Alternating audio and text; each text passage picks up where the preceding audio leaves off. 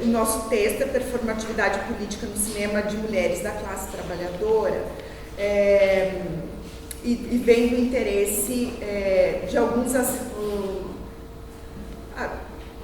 encontros com alguns conceitos que me interessam muito, e também a partir do projeto de mestrado da Laís, que é o cinema de mulheres da classe trabalhadora, de cineastas que estão iniciando e que, portanto, só fizeram curta-metragens, né?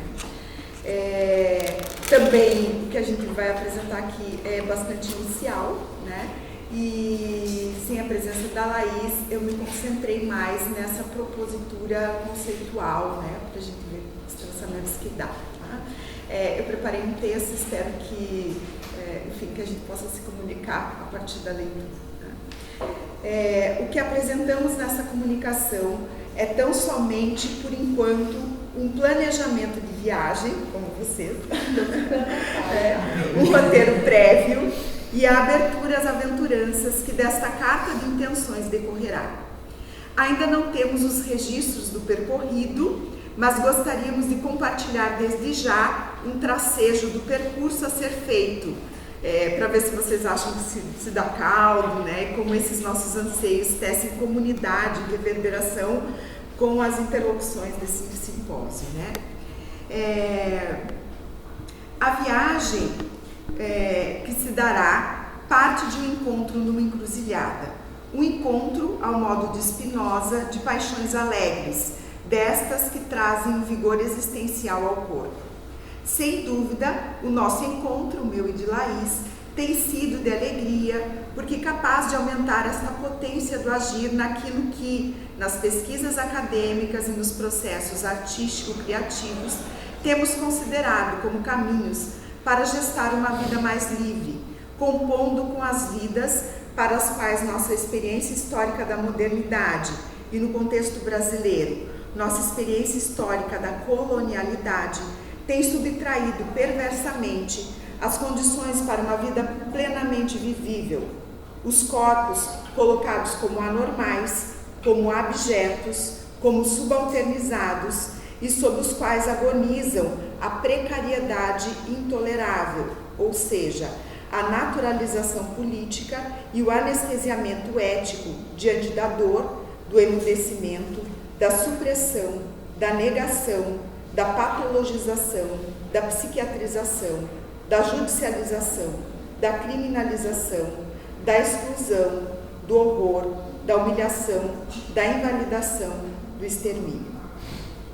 Nessa confluência, para comungar com o termo de Conceição Evaristo, seguiremos contaminadas por escrevivências repartidas de nossa inscrição como mulheres, ainda que, sobretudo, atentas às necessárias implosões com qualquer essencialização e universalização desta condição do existir, buscando tanto compreender a constituição das nossas subjetividades nos domínios biopolíticos e seus desdobramentos necropolíticos, quanto buscando enfrentar as históricas violências e violações normalizadoras e letais que atravessam as vidas relegadas à precariedade.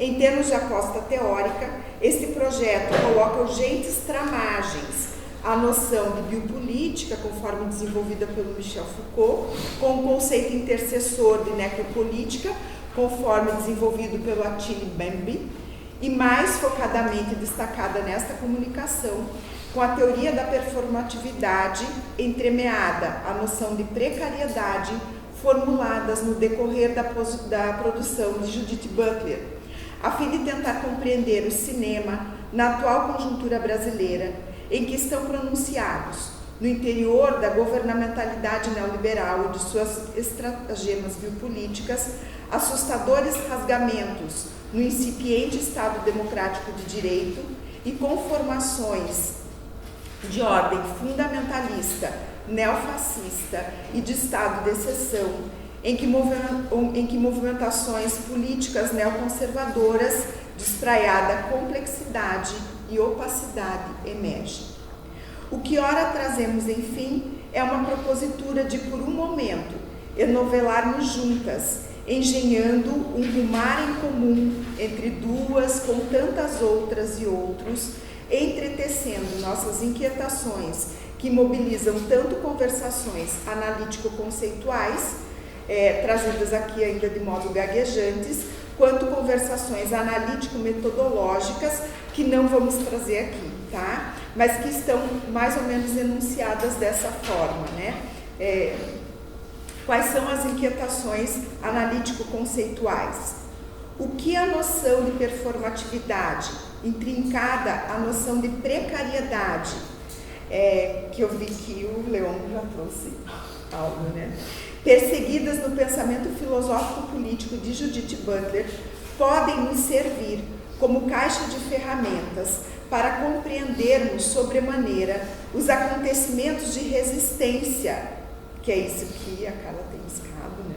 E modos de subjetivação que advêm das reinscrições e reocupações performativas que estão sendo criadas, inventadas e ensaiadas no cinema brasileiro contemporâneo, notadamente nas realizações curta-metragistas de mulheres da classe trabalhadora com a qual temos nos encontrado. Tá? As inquietações analítico-metodológicas, que a gente não vai explorar aqui, porque está mais ligado ao trabalho da Laís, né? É como jovens realizadoras curta-metragistas brasileiras que ainda não realizaram longas-metragens, vêm se colocando no mundo como cineastas, ou seja, como estão dando seus primeiros passos na ocupação do universo artístico e da lógica do mercado de cinema, por que decidem ocupar esse espaço, o que pensam do cinema, como pensam a representação de suas imagens dentro dos filmes, dentre outras questões que aventuram a minha Laís no encontro, na entrevista com realizadores e na entrevista e no encontro com seus filmes, né? Este trabalho busca, assim, problematizar as conexões entre criação fílmico-artística e a discursividade dos corpos, que são localizados na racionalidade biopolítica neoliberal como corpos submetidos ao limite da vulnerabilidade, distribuídos desigualmente em sua condição precária, vidas que importam menos, vidas pelas quais não se chora, vidas passíveis de silenciamento e apagamento, vidas matáveis. Em suma, corpos que, pelos exercícios dos poderes hegemônicos, podem até ser viabilizados, mas não podem ser vivíveis. Como estes corpos têm reagido? Quais têm sido as fulgurações de resistência a partir do apoderamento da realização cinematográfica por mulheres da classe trabalhadora? Ainda que isto nos custe arriscamentos epistemológicos, uma vez que movimentamos-nos profundamente contaminadas pelo pensamento pós-estruturalista, para nós é muito importante acentuar que, pensando a realização cinematográfica brasileira contemporânea, nos interessa o encontro com o cinema que temos visto como muito potente e que está sendo concebido por mulheres da classe trabalhadora. Fazemos relevo à dimensão do trabalho, dentro de uma racionalidade do exercício do poder em nosso tempo histórico, que é a racionalidade neoliberal, porque entendemos que tal dimensão perpassa sobremaneira as mulheres em situações não privilegiadas na garantia das condições de suas existências e de suas subsistências, uma vez que o trabalho é um eixo-chave para pensarmos a precariedade naquilo que configura as modulações contemporâneas, sempre perversas e iníquas do capitalismo. Em outras palavras, entendemos que, no espectro da nossa herança colonialista e do seu imbricamento na conjuntura neoliberal, a vulnerabilidade econômica, a pobreza e a espacialidade periférica colocam uma espessura intragável e inadmissível na produção da precariedade a algumas existências, ou, nas palavras da própria Butler, a situação econômica transforma a precariedade constitutiva do ser humano numa precariedade insuportável. No pensamento de Judith Butler, é preciso distinguir entre a condição precária da vida como um imperativo ontológico sobre o qual todas e todos nós estamos, afinal a vida é um sopro para todos nós, e as formas induzidas de precariedade, que incidem sobre as vidas que não importam nas relações de poder de uma determinada sociedade. Assim, e agora também cito a Butler, quando falamos das formas induzidas de precariedade, queremos também dizer formas de organização do trabalho, baseadas no emprego aleatório e na natureza substituível e descartável da mão de obra. Estas formas de precariedade são produzidas e calculadas para fornecer uma força de trabalho flexível e induzem, em grande escala, a insegurança e o desespero entre trabalhadoras e trabalhadores.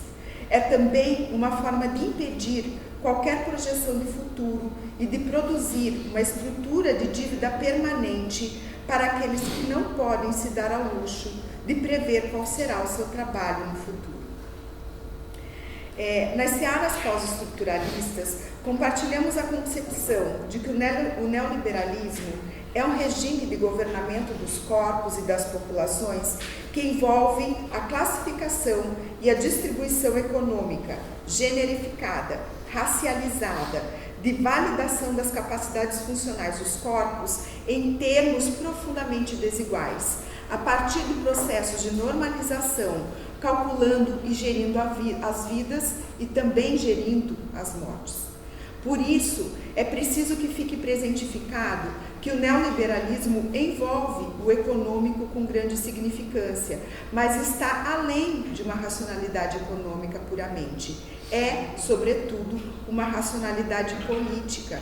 E quando falamos em classe trabalhadora, nos diferimos das abordagens da teorização marxista, porque também entendemos que é um modo de funcionamento de poder capilar e microfísico. E é nesse entendimento do poder que a gente vai aprofundar agora.